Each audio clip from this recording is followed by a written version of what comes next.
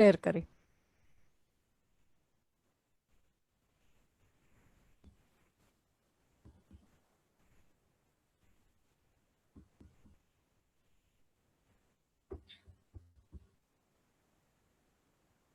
आवाज येतोय माझा? हाँ, आ रही, आणि आवाज आ रही। स्क्रीन पण दिसतीये? स्क्रीन भी दिख रही है। अच्छा अच्छा। हाँ, तो शुरू करेंगे अभी। हाँ, आप फुल स्क्रीन भी कर सकते हो। हाँ। अभी ठीक है? हाँ, ठीक है। हाँ हाँ। ओके। तो आज के ये संहिता निरूपण समारोह के लास्ट व्याख्यान में अभी हम हैं, और सवेरे से सभी जुड़े हैं। अभी भोजन का भी समय है, अग्नि की प्रदीप्ति है, और उस समय में अग्नि के अग्निमांद्य के बारे में जो महत्वपूर्ण व्याधि है, वो मैं आपके साथ रखना चाहती हूँ। थोड़ा कठिन व्याधि है, और संहिता के साथ उसको एक केस के साथ आपके सामने रखने का मैं प्रयास करूंगी। अभी आज जो मैंने व्याधि का निश्चित की है, उस व्याधि के रुग्ण इन तीनों गुरुओं के साथ मैंने देखे हैं। कैलाशवासी बिंदु माधव कट्टी सर, अनंत धर्माधिकारी सर के साथ भी रुग्ण भी देखे हैं, और संहिता के साथ उसका अभ्यास भी मैं कर चुकी हूँ और कर रही हूँ, अभी भी कर रही हूँ। और दूसरी, मैं जो केस यहाँ पर आपके सामने उधर की जो प्रेजेंट करने जा रही हूँ, वो कैंसर की रुग्ण का उदर अवस्था का पेशेंट है, और जिनके पास, जिनके साथ बहुत दिन तक मैंने रुग्णालय में काम करके कैंसर के रुग्ण मुझे देखने का अवसर मिला, कुछ थोड़ा फार सीखने का मिला, और मैं चिकित्सा करने का जो मेरा प्रयास रहा, तो उससे मुझे बहुत ज्ञान हुआ। जिनके कारण ये हुआ है, वो है वैद्य सप्रसर Deshmukh sir, Wagholi integrated cancer research centre के डायरेक्टर। तो ये मेरे तीनों गुरुओं को प्रणाम करते हुए, उनका स्मरण करते हुए मैं ये आपके सामने रखना चाहती हूँ। अगर इसमें से कुछ अच्छी बात सभी को आई समझ में, तो ये इन तीनों का श्रेय है, और अगर इसमें कुछ न्यूनता है तो उसके लिए मेरा और भी प्रयास होना और भी अभ्यास होना आवश्यक है। अभी हमारे पास जो क्लिनिकल प्रेजेंटेशन के से रुग्ण आते हैं उदर के, तो बहुत बार ऐसा होता है कि उदर जातोदकावस्था में ही आते हैं वो आयुर्वेदिक चिकित्सक के पास। उसके पहले वो बहुत जगह पे घूमे हुए रहते हैं, कुछ न कुछ चिकित्सा ली हुई रहती है, लेकिन जातोदकावस्था के साथ उसमें और भी गंभीर अवस्था आ रही है, उपशय नहीं हो रहा है, तो वो हमारे पास आते हैं। उसमें से भी जो प्रायः रुग्ण रहते हैं, वो यकृतोदर और प्लीहो है। जैसे कि यकृतोदर में हिपैटिक पैथोलॉजी है, जहां पर बहुत सारे रुग्ण में तो अल्कोहलिक सिरोसिस ऑफ लीवर ये डायग्नोस हुआ रहता है, और उसके साथ यकृतोदर, प्लीहोदर, मैक्सिमम नंबर ये पेशेंट के रहते हैं। और कुछ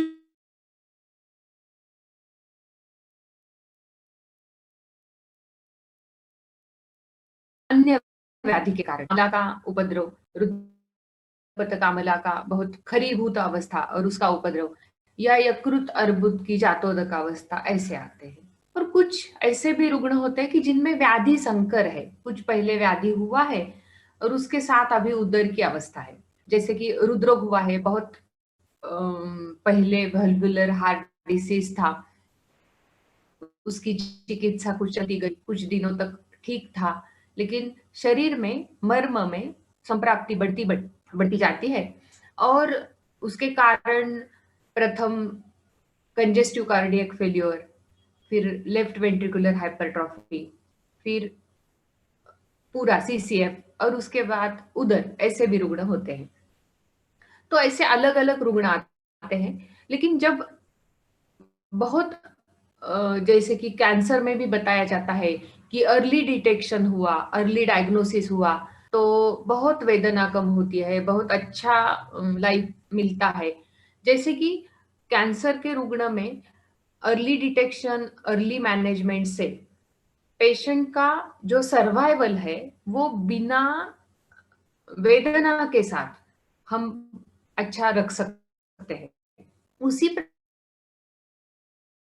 ये मैं बोलती हूँ कि औषधि में भी इनका बहुत अच्छा सा निदान आयुर्वेदिक पद्धति से निदान जल्दी हो गया और उसको अग्नि की रक्षा करते करते हम चिकित्सा करते गए तो जो असाध्य जातोदकावस्था है उसमें भी हम कुछ यापन कर सकते हैं और अगर पिच्छावस्था में उसके पहले ही निदान हुआ तो वो रिवर्सिबल भी होता है। तो इसलिए हमें संहिता से इसका ज्ञान होना आवश्यक है, ऐसा मेरी दृढ़ विश्वास हुआ है। अभी उदर क्या है? उदर का चरक सूत्र स्थान 18वें अध्याय में स्त्री शोथी अध्याय में एक संदर्भ आता है। वो संदर्भ ऐसा है, यस्य वाताः प्रकुपिताः त्वग मांसांतरम आश्रिताः, जिसमें हेतु के कारण पात का प्रकोप हुआ और त्वग मांस अंतर आश्रित ये वात प्रकोप हुआ और क्या हुआ कि शोथम संजनयेत कुक्षौ उदरम तस्य जायते, इसको ही उदर बोलते हैं। तो कुक्षी में, उदर के कुक्षी में त्वग मांसांतर में जो उत्सेदवत है, जो उत्सेद प्रधान शोथ है, उसको उदर बोला जाता है। तो यहां से हम तीन बातें समझ में लेंगे। एक, दोष प्रकोप से ही होने वाली है। दूसरी, उदरस्थ त्वग्मांसांतर होने वाली बात है। और तीसरी, ये उत्सेद स्वरूप शोथ है, ये हमें समझ में आना चाहिए। तो उदर क्या है? उदरस्थ कुक्षी में त्वग्मांसांतरत गत शोथ प्रधान उत्सेद, यही उदर है। यस्य वाताः प्रकुपितः कुक्षिम आश्रित्य तिष्ठति, न अधो व्रजति न अपि ऊर्ध्वम, ऐसे उसकी बात है। अभी यही अध्याय में, स्त्री चौथी अध्याय में कुछ अलग और बातें भी है, जिसको भी मैं ये अनुक्त व्याधि के लिए आपके सामने रखना चाहती हूँ। जैसा कुछ प्रश्न भी आया था, वर्गीकरण कैसा, संख्या कैसी, तो उसके लिए भी मुझे लगता है ये एक संदर्भ है। तएव अपरिसंख्ययाः व्याधयाः विद्यमाना भवन्ति। तो अपरिसंख्य व्याधि है, उनको नाम देने के लिए, उनका वर्गीकरण करने के लिए कुछ क्राइटेरिया है, रुजा, वर्ण, समुत्थान, स्थान, संस्थान, नाम आदि। तो वर्ण के साथ पांडु, उत्थान समुत्थान स्थान के साथ उदर कुक्षी, ऐसा। तो ये व्यवस्थाकरण के लिए है और ये जो व्यवस्थाकरण है ये स्थूल है, इसका सूक्ष्म सूक्ष्म करते गए तो अपरिसंख्येय व्याधि है। लेकिन इसमें एक सामान्य है, अगर वर्गीकरण अन्य अन्य हुआ, विशेष रूप से हुआ तो बहुत सारे भेद हो जाएंगे। लेकिन इन सभी विकारों में ये विकारेषु उपदिश्यन्ते प्रकृति सामान्यम, उसमें एक सामान्य है और वो प्रकृति सामान्य है। इसका अर्थ क्या है? उसकी टीका में दिया है, प्रकृति सामान्यम समान कारणता तेन अनुक्तेषु, अनुक्त व्याधि के लिए भी ये क्या प्रकृति सामान्य है, ये हमें समझना चाहिए। और ये क्या है प्रकृति सामान्य? क्या समानता है सभी व्याधियों में, चाहे वो 4 प्रकार का, 5 प्रकार का कास हो या और छठा कास आ गया, तो उसमें भी प्रकृति सामान्य क्या है? तो वो प्रकृति सामान्य है, ये दोषज ही है। ये दोष और धातु में हुई वाली विकृति के साथ ही होते हैं सभी व्याधि में। साक्षात व्याधिषु वातजोऽयं, श्लेष्मजोऽयं, तथा रसजोऽयं, रक्तजोऽयं इत्यादि इत्यादि। तो ये सामान्य है और चिकित्सा व्यवहारार्थ उसकी व्यवस्थाकरण के लिए उसका प्रकार का ज्ञान किया है। अनुक्त व्याधि के लिए भी हमें यह समझना आवश्यक है और इसी के कारण सभी को नाम नहीं दे सकते। न ही सर्व विकाराणाम नामतो अस्ति इति ध्रुवा स्थिति, सभी को नाम नहीं दे सकते। तो लेकिन समझना क्या जरूरी है, समझना जरूरी है, वो संप्राप्ति समझना जरूरी है। ग्रंथ में दी हुई संप्राप्ति हर एक रुग्ण में उसी प्रकार नहीं होगी, थोड़ा बदल होगा, चाहे स्थान का बल, स्थान का विस्तार अलग अलग होगा। तो उस रुग्ण में क्या है ये हमें समझना चाहिए, तो हम अच्छी तरह से चिकित्सा कर सकते हैं। तो संप्राप्ति क्या है? सएव कुपितो दोषाः समुत्थान विशेषतः। कल से 3 दिन से हम देख रहे हैं कि दोष दोष दोष, दोषाः एव ही सर्वेषां रोगाणाम एक कारणम। दोष ही करते हैं, लेकिन ये दोष अलग अलग व्याधि कैसे करते हैं? तो वो समुत्थान विशेष के कारण, हेतु विशेष के कारण करते हैं। तो जैसे हेतु उसी प्रकार के उनकी उनमें जो विकृति होती है उस प्रकार उसमें विशेषता आती है। कभी कभी वो स्थान बदलते हैं, स्थान ऐसे चुनते हैं जहां पर खवैगुण्य हो, स्थान ऐसे चुनते हैं जहां पर बीज दोष हो। ऐसे स्थान वो चुनते हैं और वो दोष व्याधि करते हैं, और क्या करते हैं?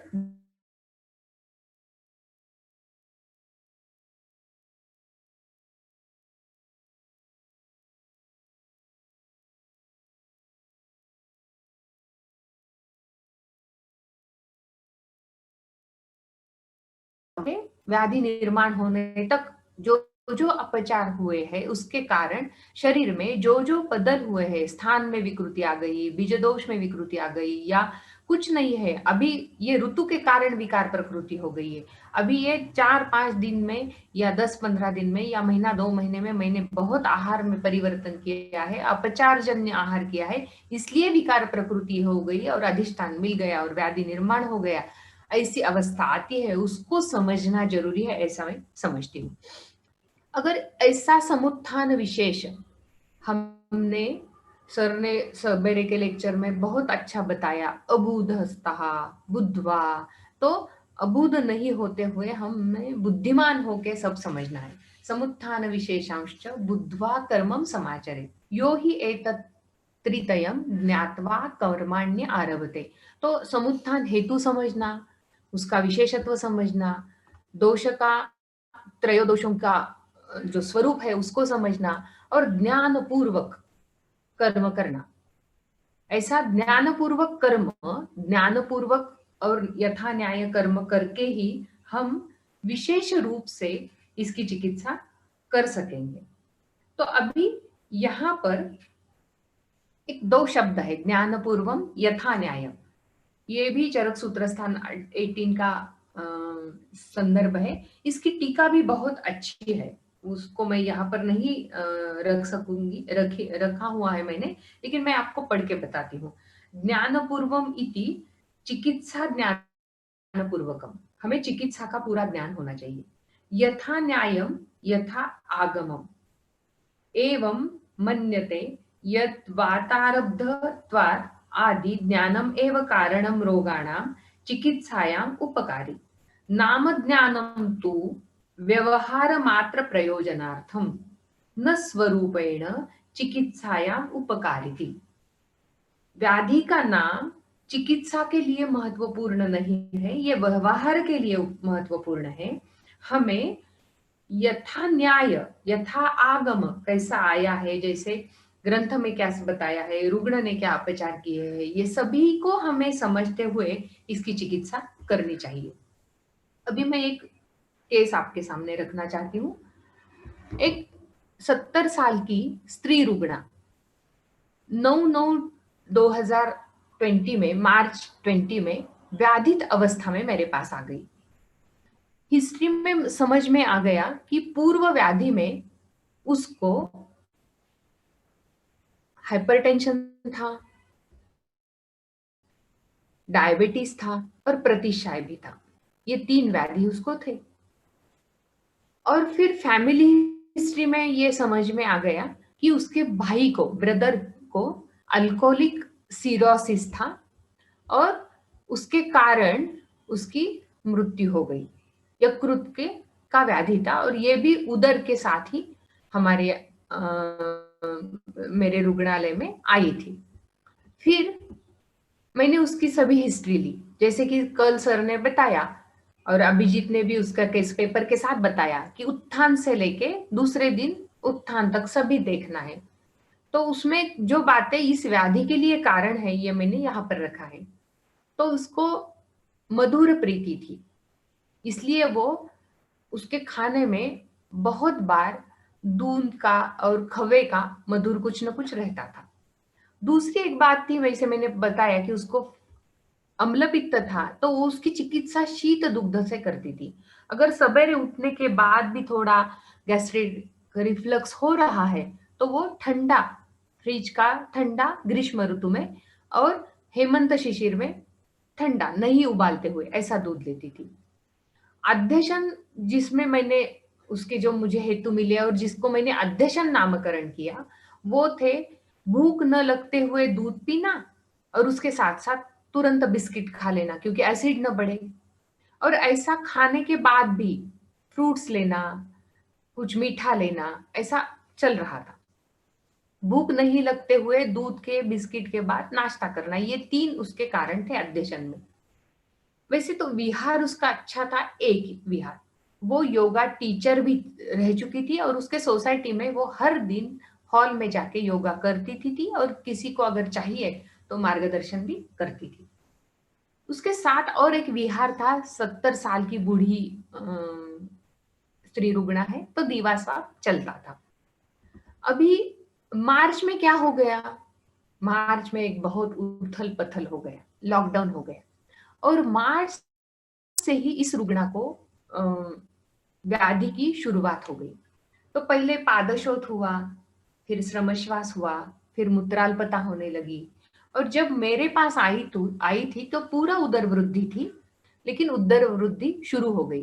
तो इस मार्च महीने में क्या हुआ, उसका योगा बंद हो गया, खाना अध्यशन भी बढ़ गया और अ, थोड़ा अलग-अलग खाना भी हो गया और व्यायाम भी बिल्कुल नहीं। ऐसी कुछ बातें उसने बताई और उदर वृद्धि, प्रचंड पादशोथ, श्रमश्वास, मूत्राल्पता और मार्च से सितंबर, वो मेरे पास सितंबर में आई थी, तो मार्च से सितंबर तक 65 से लेके 77 केजी उसका वेट हुआ था और उदर की जो गर्थ थी वो 46 इंच थी। वो बिल्कुल ज्यादा चल नहीं रही थी, उसको श्वास कष्टता थी, पादशोथ था, मुख के ऊपर कार्ष्ण्य और कार्श भी था, हाथ छोटे हुए थे, लेकिन पैर और उदर पे सूजन थी। उसके जो इन्वेस्टिगेशन मेरे पास आने के पहले थे, उसमें जून में उसका हीमोग्लोबिन 9.3 था, आरबीसी हाइपोक्रोमिक माइक्रोसाइटिक थे, अल्फा फीटोप्रोटीन उसका बढ़ा हुआ था, जो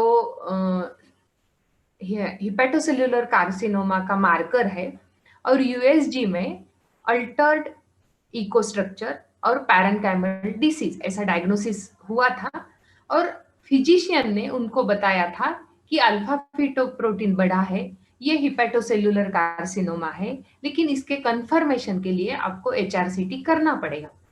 और तब ऐसी परिस्थिति थी कि सभी स्कैनिंग सेंटर में कोरोना पॉजिटिव के पेशेंट एचआरसीटी के लिए आते थे और एब्डोमिनल स्कैनिंग के लिए इसको लेके जाने की उनको थोड़ी भीति थी, इसलिए वो नहीं कर रहे थे। कहां तक, मेरे पास आने तक।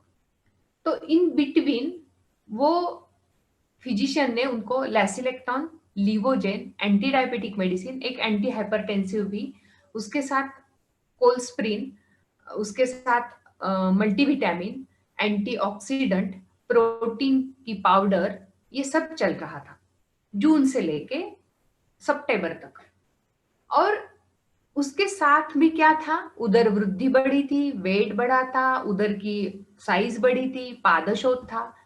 और फिर जब वो मेरे पास आई तो पहले हेतु समझ के मुझे ऐसे ऐसा लगा कि इस रुग्ण को श्लेष्म के हेतु है और श्लेष्मज अग्निमांद्य के साथ ही यहाँ तक आई है, तो इसको हम पहले हरितकी जो स्त्रोत विशोधिनी है उसका ज्यादा प्रयोग करेंगे, इसलिए मैंने ये ट्रीटमेंट दी थी। गोमूत्र हरितकी, गंधर्व हरितकी, पुनर्नवा गोक्षुर कुटकी दारू हरिद्र का क्वाथ और निष्क्वाथ काढ़ा निकाढ़ा ऐसा दिन में 2 बार, गोमूत्र हरितकी 500 mg दिन में 2 बार और अंदरबाहरी तक की सिर्फ रात में इतनी दवा मैंने उसको दी थी। इसके बाद में 15 दिन के बाद 15 डेज के बाद वो फॉलोअप को उसका लड़का आया। आते समय उसने वेट और गर्थ लेके आया था और मुझे भी बहुत उत्साहजनक परिस्थिति मिली। तो उसकी एब्डोमिनल गर्थ 47 से लेके 43 हुई थी और उसका हीमोग्लोबिन थोड़ा सा पॉइंट कुछ बढ़ा था। वेट भी कम हुआ था, जो 77 था वो 63 हो गया था। तो मैंने उसमें सिर्फ आरोग्यवर्धिनी, अभी कटु रस का ज्यादा उपयोग चाहिए, तिक्त रस का भी, तो इसलिए आरोग्यवर्धिनी ऐड कर दी। और पादशोथ कम हुआ था, श्रमश्वास कम हुआ था, नक्तमूत्रता कम हुई थी। ये 24/9/20 की परिस्थिति है। फिर नेक्स्ट फॉलोअप को वो खुद आई मेरे पास 9-10-2020 को। तब उसकी BSL PP 210 थी, एब्डोमिनल इंच 41 हुई थी। फिर 15 डेज में ये फर्क है। और अल्फा फिटोप्रोटीन 23.53 था और वेट 63 का 59 kg हुआ था। तो मुझे भी अच्छा लगा, लेकिन अल्फा फिटोप्रोटीन बढ़ा है और मार्च से लेके जून तक उदर वृद्धि बहुत हुई है। तो मुझे भी समझ में आया कि ये हिपेटोसेल्युलर है और सन्निपातिक और अशुकारी व्याधि है। लेकिन उसके बीच में क्या हो गया, 9-10 के बाद 15-10 को उसके लड़के का मुझे फोन आ गया और उसने मुझे बताया कि उसको पसीना आ रहा है, भ्रम है।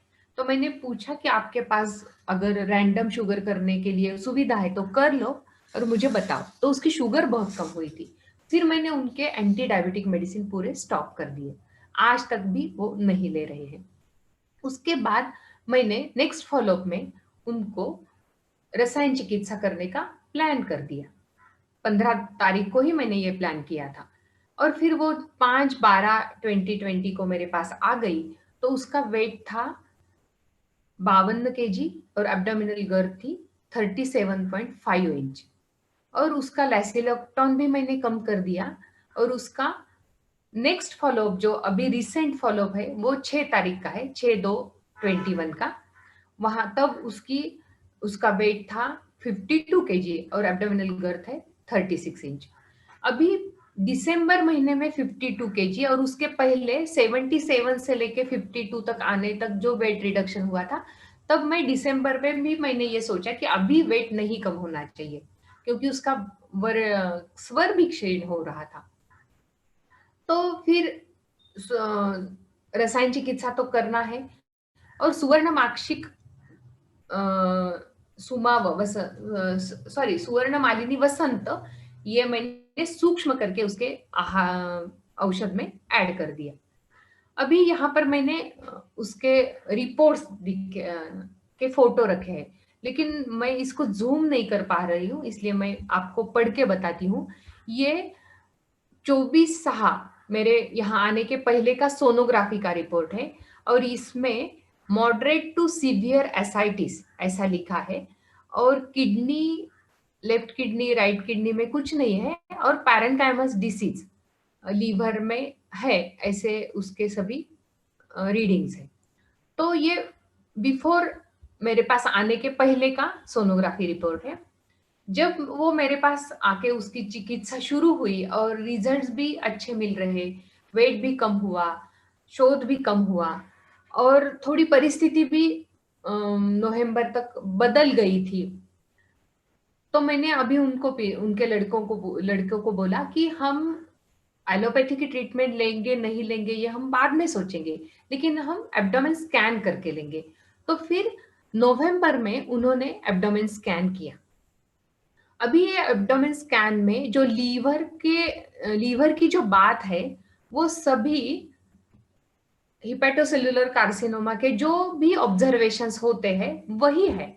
शायद मैं ग्रुप पे भी ये शेयर करूंगी ये रिपोर्ट, लेकिन मैं यहाँ पर जूम नहीं कर पा रही हूँ।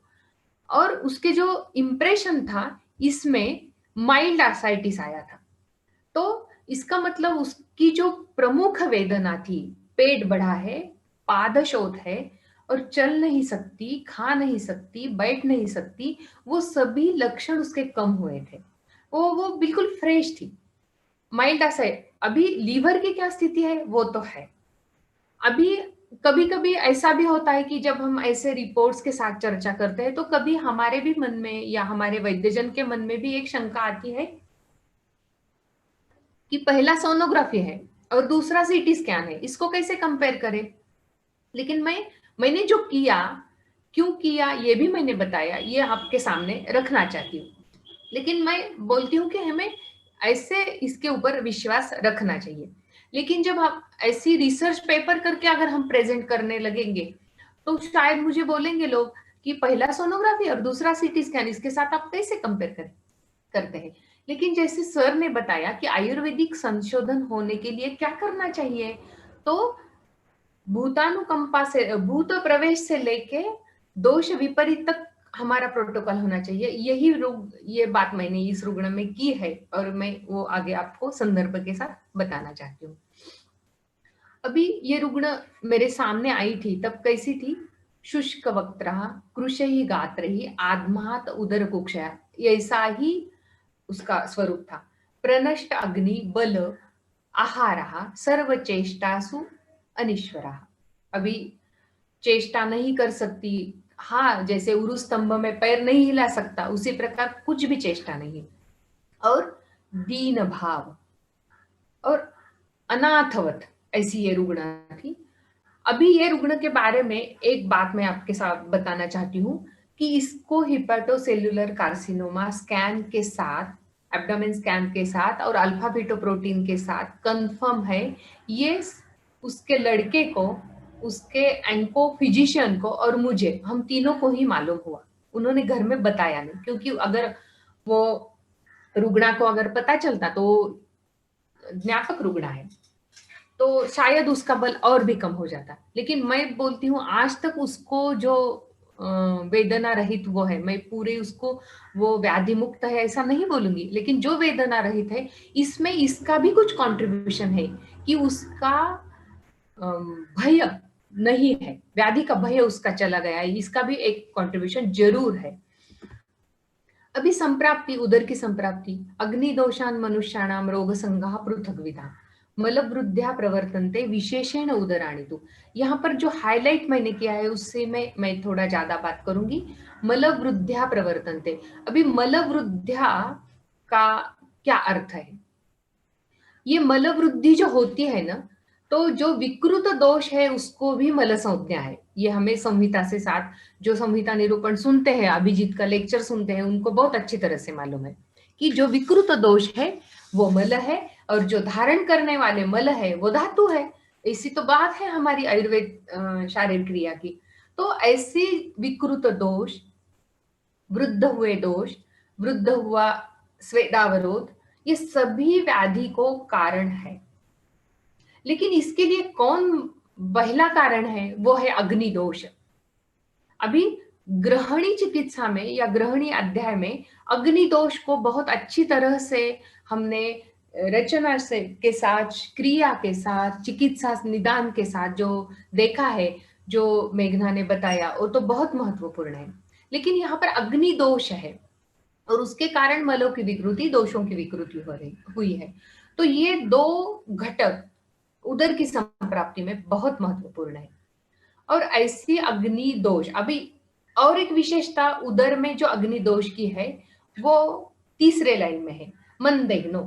तो मंदाग्नि, अग्नि दोष और उसके कारण हुई दोष वृद्धि, ये, और उसके साथ साथ क्या हुआ है, और भी अपथ्य चल रहा है, मधुर चल रहा है, दुग्धपान, अकाल दुग्धपान चल रहा है, तो फिर अपाक होता है, फिर आमरस निर्माण होता है, फिर साम दोष निर्माण होते हैं, साम धातु निर्माण होते हैं और दोष संचय बढ़ता है।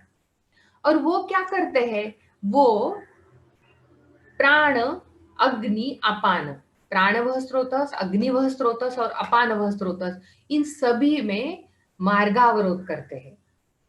और उसका कारण क्या होता है? अग्नि के स्थान में, उदर में, कुक्षी में अधमापन होने लगता है। कुक्षी वृद्धि, कुक्षिम अधमापन, ये उदर का प्रत्यात्म लिंग लक्षण है। और जब वो भ्रूषम होता है तो हमें दिखता है, लेकिन उसके पहले ही वैद्य को समझना जरूरी है, ऐसा मेरा मंतव्य है। और कुक्षिम अधमापयन होते होते जब उसमें पाक होता है तो जातोदक अवस्था आती है। तो वैद्य को कब समझना चाहिए? कुक्षिम अधमापन हो रहा है, बढ़ रहा है, पाक होने के पूर्व समझना चाहिए। इसका मतलब जातोदक अवस्था के पूर्व समझना चाहिए, इसलिए रुग्ण उस अवस्था में हमारे पास आना चाहिए।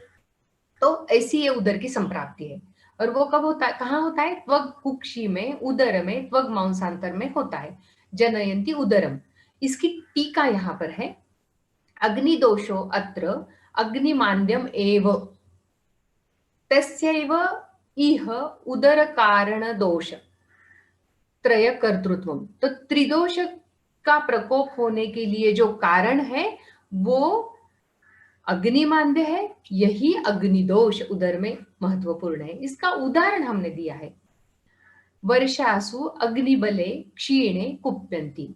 जैसे कि वर्षा ऋतु में अग्निबल कम होता है तो क्या होता है? पवनादयः कुप्यन्ति। इसलिए तो वर्षा ऋतु में बहुत हमें वर्षा ऋतु की चर्या का पालन करना आवश्यक है। अभी मला कौन है? मला वातादयः पुरुषादयश्च मलिनैः दोषकारकैः विरुद्ध आहारादिभिः। तो इसका सभी स्पष्टीकरण यहाँ। और ये सब कब चल रहा है? यदि अपि मंदाग्नित्वात्, मंदाग्नि है और भी मलिन ले रहे हैं, इसका मतलब सिर्फ फर्मेंटेड ले रहे हैं, फिर सिर्फ बेकरी प्रोडक्ट ले रहे हैं, सिर्फ होटल का खा रहे हैं, ऐसा नहीं है। मंदाग्नि में घर में दुग्धपान भी हमने किया, बड़ी मात्रा में किया, अकाल किया, तो भी वो मलिन आहार हो सकता है, जो इस रुग्ण में हुआ था। अभी ये उदर के सामान्य हेतु है, इसके ऊपर मैं थोड़ा ज्यादा विश्लेषण नहीं करूंगी, लेकिन जो हाईलाइट किया है मैं लिखूं, आपके सामने रखने का प्रयास करूंगी। क्लिष्टानाम आम प्रतिकारा, यहाँ पर आम प्रतिकार एक हेतु है, वेग विधारण एक हेतु है, और अतिरोक्ष एक भी एक हेतु है। तो आम प्रतिकार करने का सूचना या करने का पेशेंट को ज्ञापक करने की अवस्था हमारे पास सभी रुग्णों में आती है, तो हमें करनी चाहिए, नहीं तो इसमें से बलवान बलवान व्याधि होते हैं, ये मुझे बताना है। तो आम प्रतिकार भी उदर का भी हेतु है। दूसरा, और भी मंदाग्नि की और पुष्टि यहाँ पर आती है कि उदराणि उपजायन्ते मंदाग्नि नाम विशेषतः।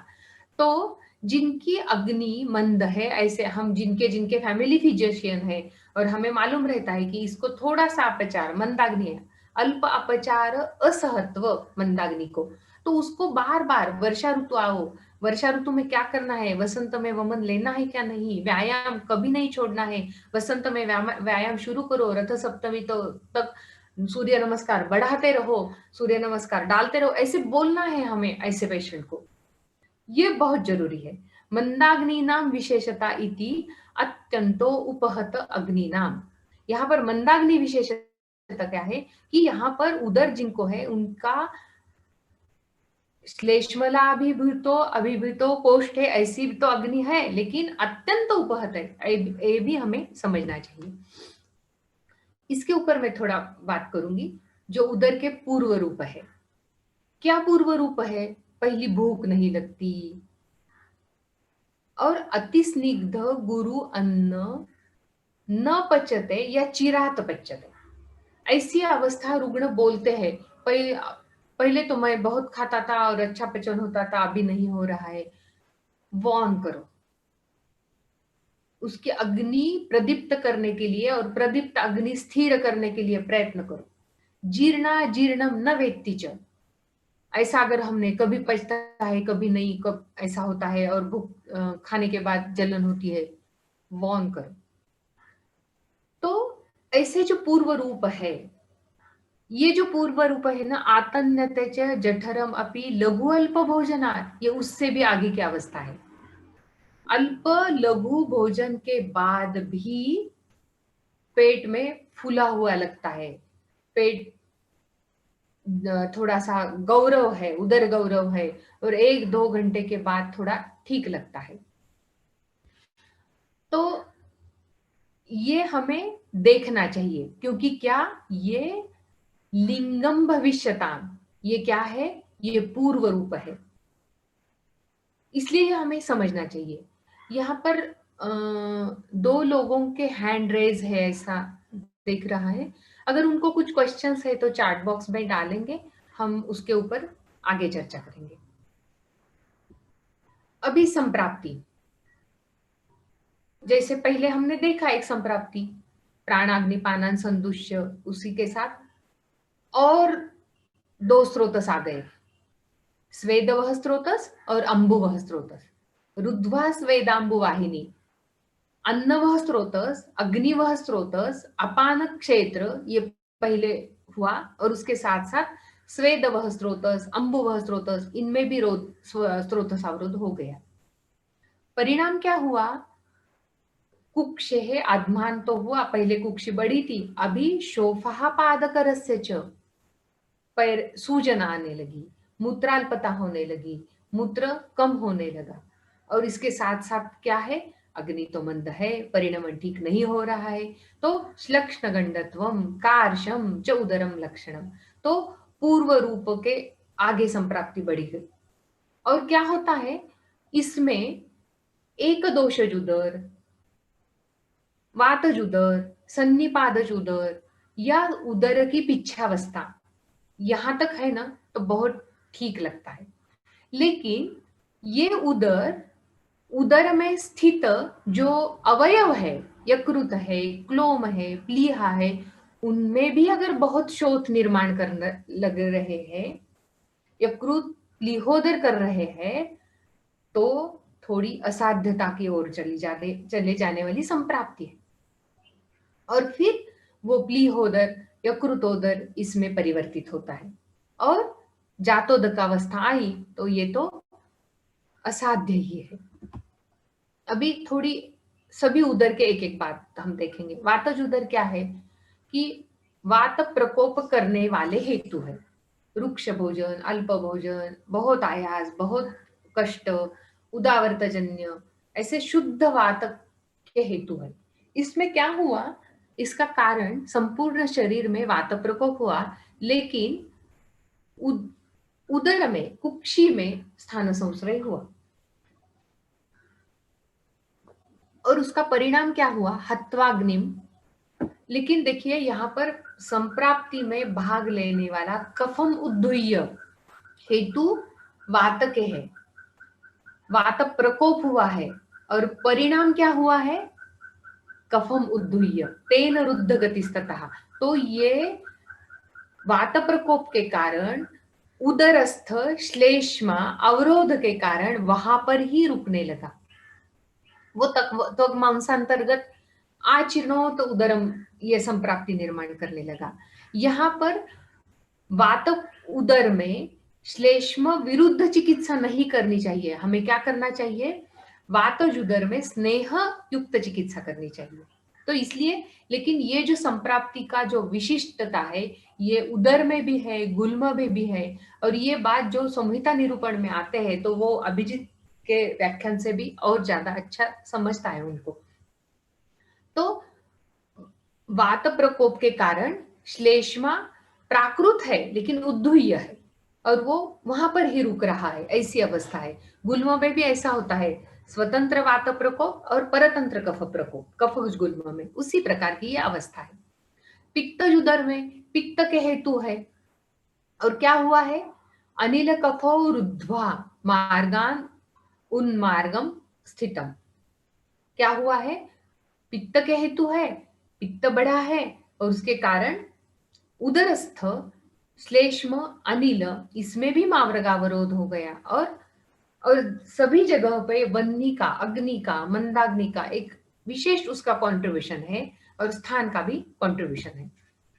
कफज उदर, अव्यायाम दिवा स्वप्न स्वादु अति स्निग्ध पिच्छिलैहि दधि दुग्ध उदक अनुप, ये सभी मेरे रुग्णा में भी शायद इसी प्रकार के इसमें से कुछ हेतु थे। अगर सभी होते तो मैं भी शायद मैंने जो काम किया है उसमें भी सफलता बिल्कुल नहीं आती। कुछ हेतु थे, अव्यायाम नहीं था, व्यायाम था, दिवा स्वप्न था, ऐसा कुछ विहार थे, कुछ आहार के कुछ हेतु थे, कुछ नहीं थे। क्रुद्धेन श्लेष्मणा स्रोतसु अवृतेषु स्रोत स्रोतसेषु अवृतो अनिलः तमेव पीडयन् कुर्यात् उदरम बहित अंतर्गः। तो इस प्रकार से श्लेष्मा प्रकोप, वायु का अवरोध, उदरस्थ श्लेष्मा का रुकना, त्वग्मांसांतर्गत शोथ प्रथम, फिर दोष संचिति, फिर उसकी पिच्छावस्था और उसका परिपाक होने के बाद सजलावस्था, जातोदकावस्था। अभी सन्निपात उदर के ये हेतु है, वहां पर भी पहला स्थान किसको है? तो दुर्बल अग्नि को। दुर्बल अग्नि होने के बाद भी अपथ्याम विरोधी गुरु भोजी नहीं ही, ये सब है। तो मंदैहि वाताद्यः कुपितः संचयम त्रय। तो सन्निपात में एक हेतु से सन्निपात तीनों दोषों का प्रकोप होने के पहले एक प्रायर कंडीशन उदर के लिए आवश्यक है, वो है अग्नि के, और दुर्बल अग्नि, मंदाग्नि, अग्नि दोष, ये हमें ध्यान में ही रखना चाहिए। इसलिए अग्नि चिकित्सा बहुत महत्वपूर्ण है। जैसे दोषाय वही सर्वेषाम रोगाणाम एक कारण महत्वपूर्ण है, लेकिन अग्नि का निदान और अग्नि की चिकित्सा सभी काय चिकित्सकों को, वैद्यों को करना आना बहुत आवश्यक है, जिसके ऊपर धर्माधिकारी सर बार बार बोलते हैं। और अग्नि और दोष का भी एक संबंध है। अग्नि मंद हुआ तो दोषों को बढ़ाता है, दोषों की विकृति करता है। तो इसमें जो लक्षण निर्माण होते हैं वो यहाँ पर नीचे दिए हैं। अभी दकोदर, अभी स्नेह पीतस्य मंदाग्नेः क्षीणस्य अतिकृशस्य वा अत्यम्बुपानान् नष्टेग्नो मारुतः क्लोम्नि संस्थितः। अभी स्नेह पीतस्य, इसका अर्थ साक्षात स्नेह लेने वाले हैं चाहिए ऐसा कुछ नहीं है। जिनके आहार में स्नेह, स्निग्ध द्रव्य या मधुरादि स्निग्ध द्रव्यों का समावेश, जैसे वो रुग्ण में थे, उसके साथ साथ दुग्ध का प्रयोग ज्यादा, दधि का प्रयोग ज्यादा, ऐसे स्निग्ध भी और मंदाग्नि के साथ अगर है तो वो जरूर संप्राप्ति में एक उसका कंट्रीब्यूशन रहता है। दकोदर में और एक विशिष्ट बात है, वो है अत्यंबुपान, जलपान, उदकपान, ये भी एक इसमें बात है। और इसके लक्षण क्या संप्राप्ति में वही है, स्त्रोतसु रुद्ध मार्गेशु आदि आदि होता है। और अनन्नाभिलाषा, न अन्न कांक्षिणः, अपिपासः, गुदस्त्राव, शूल, शास, कास आदि आदि लक्षण होते हैं। उसके साथ साथ यहाँ पर क्या होता है, राजी की निर्मिति होती है उदर के ऊपर। नानावर्ण राजी सीरा समंतन उदकम पूर्णम अति द्रुति संक्षोभ या क्षोभ संस्पर्श भवति एतत् उदक दकोदरम इति विद्यात्। अभी राजी निर्माण होना और राजी जाना, ये दो बात होती है उसकी अवस्था जब बदलती है तब। अभी जलोदर, तत्र अचिरोत्पन्नम अनुपद्रवम अनुदकम प्राप्तम उदरम। क्या हुआ है कि दीर्घ संप्राप्ति है, उपद्रव नहीं है, लेकिन उदक प्राप्त है, उसको त्वरमाणम चिकित्से, अगर उसकी उपेक्षा की गई तो उसमें परिपाक होता है और उस परिपाक के कारण जातोदकावस्था या भृश उदक अवस्था आती है। ऐसी ये सभी बातें यहाँ पर लिखी है। लेकिन अनुदक प्राप्त जो अवस्था है वो है पिच्छावस्था, और वो जो पिच्छावस्था आती है यहाँ पर कुक्षिम आत्मापयन है, उदर थोड़ा बढ़ा हुआ है लेकिन शिफ्टिंग डलनेस नहीं है, या थ्रिल टेस्ट पॉजिटिव नहीं है। ऐसी अवस्था में भी अगर हमारे पास रुग्ण आ गया तो उसको भी हम रिवर्सिबल कर सकते हैं। ऐसे एक केस मेरे पास है जो हिपेटोसेल्युलर नहीं थी, अल्कोहलिक पेशेंट था और पिच्छावस्था से लेके उसको रिवर्स किया है। एक फीमेल रुग्णा भी थी, वो पिच्छावस्था में ही डायग्नोसिस हुआ और उसके बाद उसकी अच्छी सी चिकित्सा हो गई और अभी वो बिल्कुल वो ठीक है, अग्नि परिपालन करते हुए ठीक है। एक रुग्ण ऐसा था जातोदकावस्था में आया था, लेकिन जब हमने चिकित्सा शुरू की तब उसने बहुत अच्छा सा हमें सहकार्य दिया। वो अल्कोहलिक सिरोसिस का पेशेंट था, जातोदकावस्था में आया था, उसको एडमिट करके केवल युष्य और दुग्ध पे रखा था और उसके बाद आज तक उसका फॉलो अप वाघोली हॉस्पिटल में है। उसने एक बार वाघोली हॉस्पिटल में जा के आने के बाद मुझे फोन करके बताया, मैं अभी जाके आया हूँ, मेरा पेट बिल्कुल। और ये रुग्ण में तो बहुत कॉन्ट्रा कंडीशन थी, वो पांडपरी चलाता है, पहले बहुत दारू भी पीता था, यहाँ पर अकेला रहता है, उसकी पूरी फैमिली यूपी में है, वो भी कुछ बनाता है और खाता है, ऐसी उसकी उपजीविका है। लेकिन अभी भी उसको उदर जातोदकावस्था फिर प्राप्त नहीं हुई। प्लीहा बढ़ी हुई है, पेट में लगती है, लेकिन जातोदकावस्था वो उसकी पांडपरी चला रहा है। तो मेरा कहने का मतलब है कि हेतु विपरीत चिकित्सा करते हमेशा करते रहने तक, अग्नि का संरक्षण करते रहने तक हम कुछ अच्छा काम कर सकते हैं। तो ऐसी ही अवस्था है इसकी रूप जातोदकावस्था में, जहां पर शिफ्टिंग डलनेस आता है, जहां पर थ्रिल टेस्ट पॉजिटिव आती है। पिच्छावस्था में वो नहीं रहती, लेकिन सिर्फ कुक्षिम आत्मापयन रहते हैं कुक्ष, और सीरांत अंतर्धानम गमनम ये उदक पूर्ण अवस्था में आती है और अति संक्षोभ होता है और स्पर्श से भी उदक है ये समझ में आता है, वो जातोदक अवस्था में आता है। ये आगे का उसके उपद्रव है। अभी सभी उदर, चाहे वो बिल्कुल अर्ली डायग्नोसिस हुए हो या प्रथम अवस्था में हुए हो या पिच्छावस्था में हुए हो या जातोदकावस्था में हुए, लेकिन वो प्रायः अग्नि विकृति और दोष संखादज है, ये हमें समझ में ही रखना है और दीर्घकालीन हेतु विपरीत अग्नि संरक्षण के साथ ही काम करना है। सर्वम एव उदरम प्रायो दोष संखादजम मतम तस्मात् त्रिदोष शमनिम क्रियां सर्वत्र कारयेत्। दोषैः कुक्षो हि संपूर्णे वह्निर्मन्दत्वं रुच्यति। तस्मात् भोज्यानि दीपनानि लघुनि च रक्तशालीन यवन मुद्गान जांगलांश मृग विजान। तो उनके अग्नि का विचार हमें उनके आहार नियोजन में बहुत अच्छी तरह से करना चाहिए। जो आहार दीपन युक्त भोज्य है, लघु है, जो अग्नि को प्रदीप्त करने के लिए मदद करेगा, ऐसा ही आहार होना चाहिए। तो उसके लिए क्या होना चाहिए? कृतान्न कल्पना का, युषादि उपकल्पना का विचार करना जरूरी है। जैसे कि आज एक प्रश्न भी आया था, हम फल खाए क्या नहीं, हम दूध पिए क्या नहीं। तो सर ने इसका तो बहुत अच्छा सा उत्तर दिया, लेकिन कृतान्न कल्पना ये एक मेरा बहुत इंटरेस्ट का विषय है और उसी के कारण मैं कुछ लिखती भी हूँ। मेरा एक छोटा सा पुस्तक रुग्ण के लिए भी मैंने बनाया है। तो मैं कल जब थोड़ा अपना व्याख्यान सुन रही थी या कुछ मेरे कृतान्न कल्पना के बारे में मुझे एग्जाम्पल देने में एक बात समझ में आई। तो पहले पायस लिया जाता था या खीर ली जाती थी। अभी आजकल हर एक घर में जो खीर बनती है तो वो कैसे बनती है? तो क्या होता है, उसमें थोड़ा आलमंड डालो, थोड़ा रेजिन्स डालो, थोड़ा केसर डालो, थोड़ा ज्यादा उबाला हुआ दूध ले लो। तो ये पायस होगा क्या?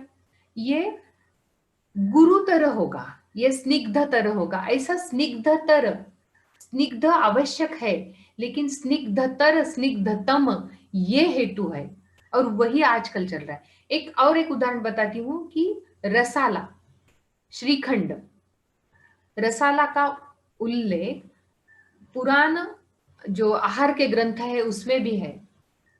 लेकिन वो जो रसाला है वो कैसे बनती है? वो हमारे घर में दधी टांग के उसका जो चक्का बनता है उससे, और उसमें त्रिकटु डालना है।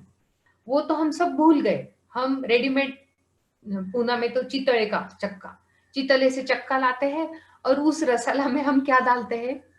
कभी फ्रूट्स डालते हैं, फ्रूट खंड बोलते हैं, कभी आम डालते हैं, आम्र खंड बोलते हैं, कभी ड्राई फ्रूट डालते हैं, ड्राई फ्रूट खंड बोलते हैं। और ऐसा गुरुतर, स्निग्धतर, पिच्छिलतर, अगर ऐसा बार बार होते रहा, और वो भी मंदाग्नि के साथ, जिनका अभी क्या बोलते हैं, जो वातक काल में है, वृद्ध है, उनको भी अगर ऐसा आहार में बार बार आने लगा तो अग्नि मंद मंद मंद होता जाएगा।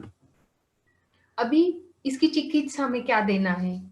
पय, मूत्र, युष। मैंने जो हाईलाइट किया है वो इस रुग्ण में मैंने यूज किया, इसलिए मैंने बताया। तो उसको मैंने मुद्ग यूष पे, कृत मुद्ग यूष पे, गोमूत्र हरित की देके मूत्र का प्रयोग, दुग्ध इस पे ही पहले 1 महीने तक ज्यादा से ज्यादा इस पे ही रखा था, और असवारिष्ट न देते हुए मैंने क्वाथ दिया था। तो इस प्रकार की चिकित्सा की। यहाँ पर और भी कुछ हमें संकेत मिलते हैं कि मंदाम्लम स्नेह कटुभिः पंचमूल उपसादित है, तो हमारी युक्ति से हम अलग अलग चिकित्सा प्रयोग कर सकते हैं। लेकिन कुछ वर्ज्य करना है, व्यायाम, अध्व, दिवा स्वप्न, यानयानम च वर्ज्य। तो ये भी इसमें, इस रुग्ण में भी मैंने किया कि वो तो कर ही नहीं सकती थी पहले तो, लेकिन दिवा स्वप्न भी वर्ज्य करने की बात हुई। अभी क्रिया अतिवृत्ते जठरे त्रिदोषे श्वे च अप्रशाम्यति ज्ञातिन ससुरुदो दारान ब्राह्म। ये थोड़ा अलग बात है, जैसे कि जिसको ये चिकित्सा का अलग क्षेत्र है, दैव व्यापाश्रय चिकित्सा या अन्य चिकित्सा, इसका मेरा ज्यादा अधिकार नहीं है बोलने में, तो मैं इसके ऊपर ज्यादा भाष्य नहीं करूंगी। लेकिन अक्रियायाम ध्रुव मृत्यु, क्रियायाम संशय। कभी कभी ऐसी अवस्था आती है कि हमने कुछ नहीं किया तो प्राण हानि है, और अगर किया तो संशय है, रुग्ण के मन में है, उसके नातेवाईक के मन में है, हमारे भी मन में संशय है। ऐसी अवस्था आती है।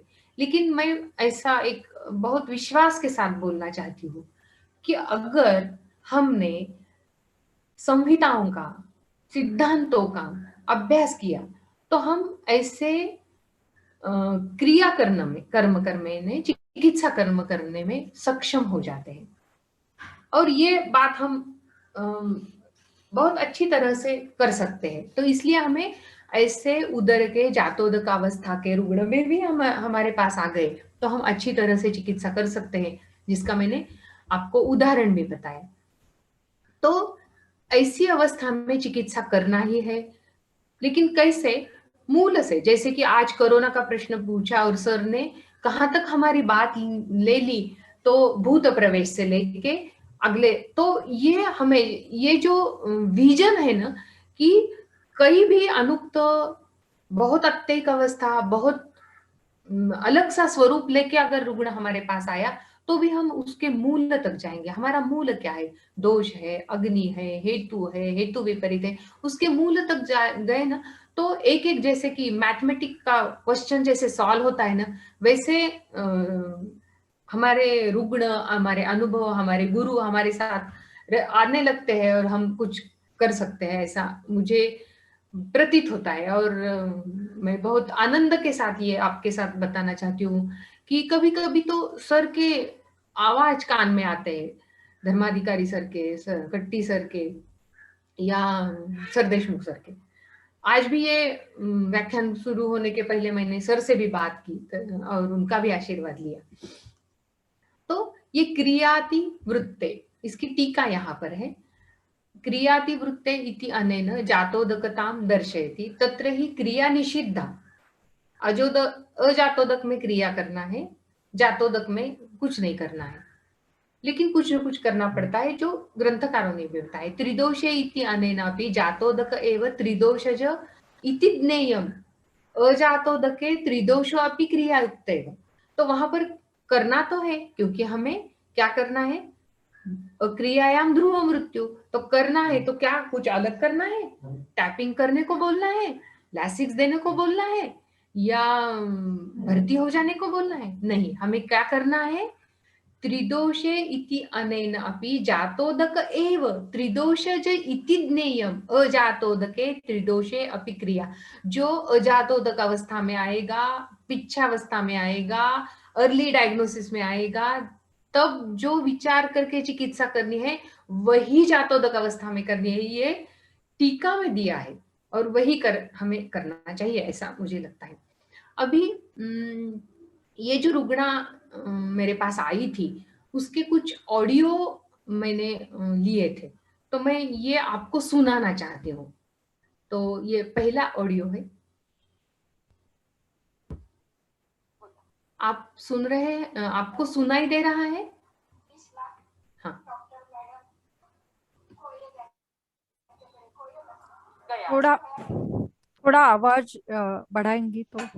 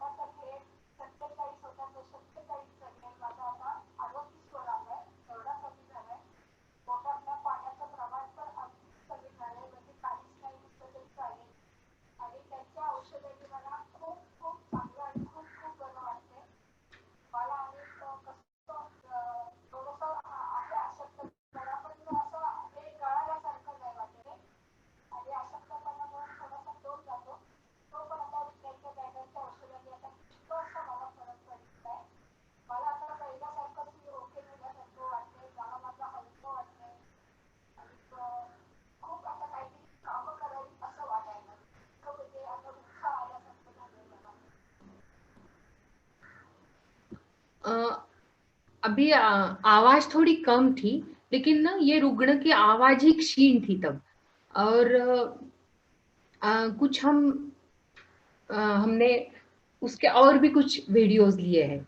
और मैंने एक बात इस रुग्ण के साथ जो पहली बार बताई थी कि आपको अगर ठीक होना है तो मेरी दवा 50% ही काम करेगी।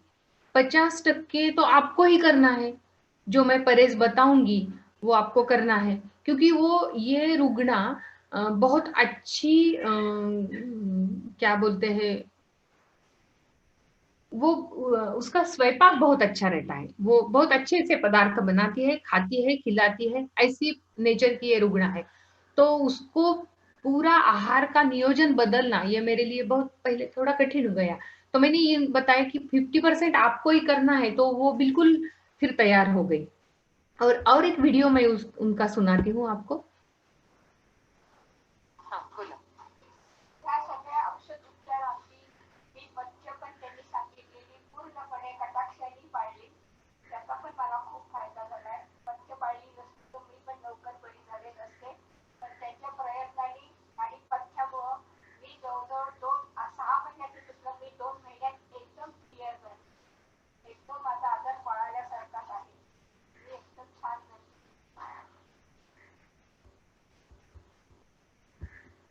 अभी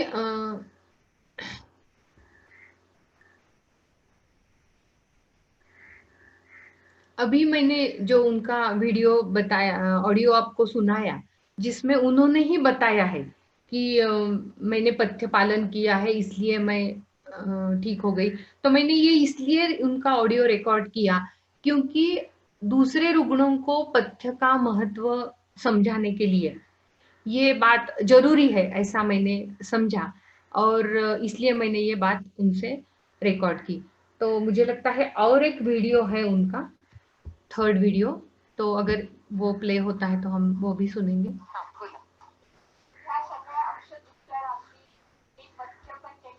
एक मिनट।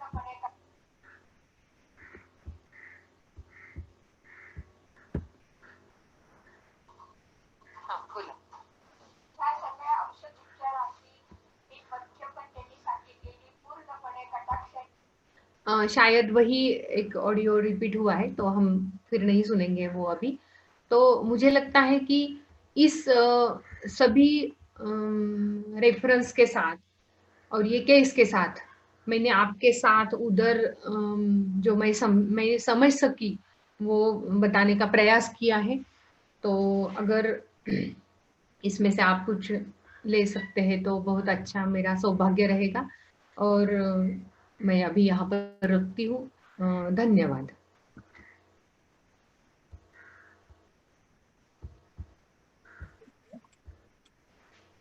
धन्यवाद मैडम, बहुत ही सुंदर आपका व्याख्यान रहा। जैसे उदर जैसा व्याधि इतना क्लिष्ट व्याधि जैसे कहा जाए तो नए विद्यार्थियों के लिए, लेकिन आपने बड़ी सरलता के साथ हमें उसका विश्लेषण बताया। बहुत बहुत धन्यवाद। उसी के साथ हम अब टेक्नो सेवी होके हमारी रुग्णों का परीक्षण या हमें जो भी रिजल्ट है वो कैसे रिकॉर्ड करके रखे, मेरे ख्याल से नए विद्यार्थी जो है वो समझ जाएंगे और वो अपने प्रैक्टिस में इसका अनुभव या इस आपके एक्सपीरियंस का वो भी इस्तेमाल जरूर करेंगे। बहुत बहुत धन्यवाद मैडम। अभी हमारे आगे के व्याख्याता है वैद्य मेघना बाकरे। नमस्कार। वैद्य मेघना बाकरे हमें अनुक्त संकल्पना अप्लाइड एस्पेक्ट्स ये टॉपिक आज बताने वाली है। तो वैद्य मेघना बाकरे।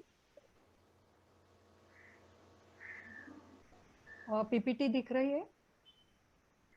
जी मेघना।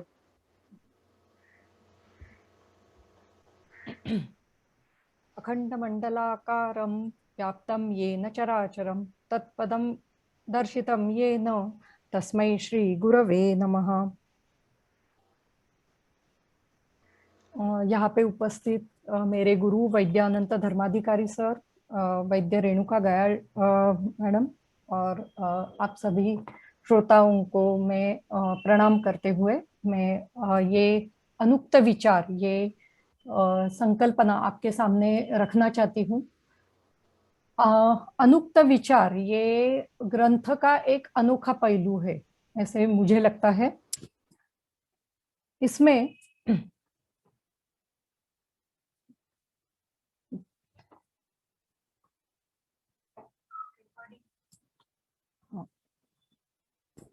परत करू का मैं? एक मिनिट, हाँ एक मिनिट।